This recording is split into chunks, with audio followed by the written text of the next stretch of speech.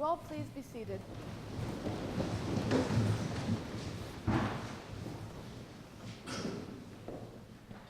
I don't control life, but I control how I react to it. These are the words of one of my heroes, Macklemore. He writes plenty of songs about thrift shops, his home city of Seattle, and one of my favorites, one's about being the best person you can. I don't have a definite answer on how to be a good person, but maybe it's about being the best person you can in everything you do, rather than having one big, sweeping accomplishment. And one of the best ways I've found to do this is to realize that you don't know everything about anyone or everyone, and that judging them isn't going to get you anywhere. People are all a little weird, and we have to learn to accept that. Greetings, everyone. My name is Inga Muser, and I'm an odd person. I once tried to straighten my hair while wet and nearly lit myself on fire. I'm still very angry about the fact that a group of squids is not called a squad. I like to hold my breath during movies when the character goes underwater to see if I would survive, and I almost died during Finding Nemo. But I've learned to accept these things because they make me who I am, and when you love yourselves, others will love you too. And because I've come to the conclusion that normal people are boring. Now, I'm not calling any of you boring because I think we're all a little quirky in our own ways. The problem is just that, though. It's in our own ways. See, I'm sure some of you in the audience are silently judging me right now, or have judged me for my love of Macklemore. And I have to ask, why? What is the importance of judging? We do it all the time. We judge that person who we don't like. We judge people we see in the hallway. I even judged Al Gore for not releasing a rap/R&B album entitled Algorithms. But what good did it bring me?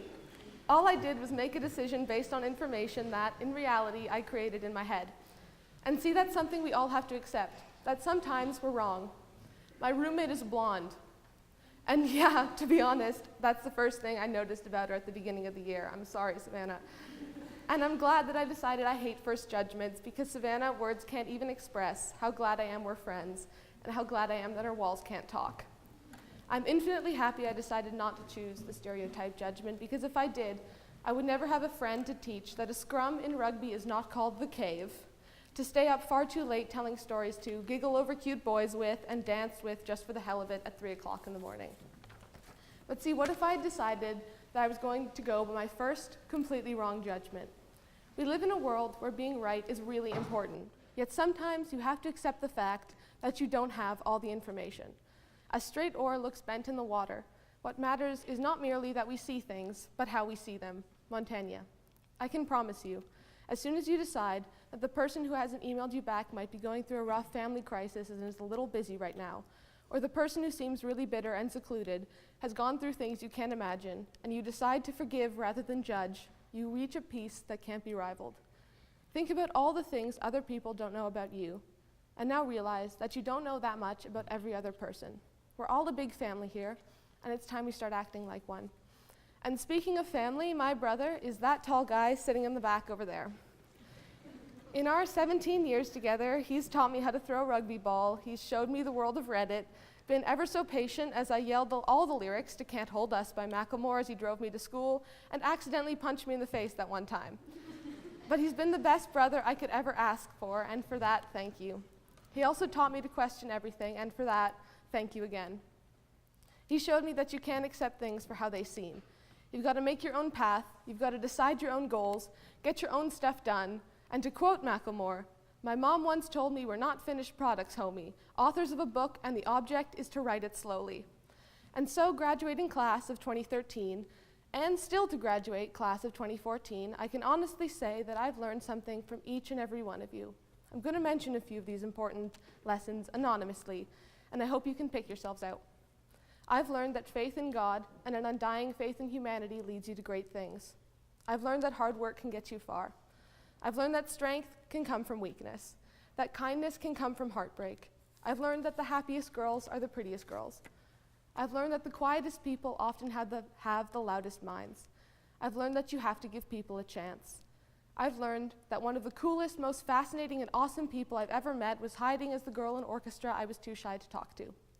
That people can't change if you don't change how you treat them.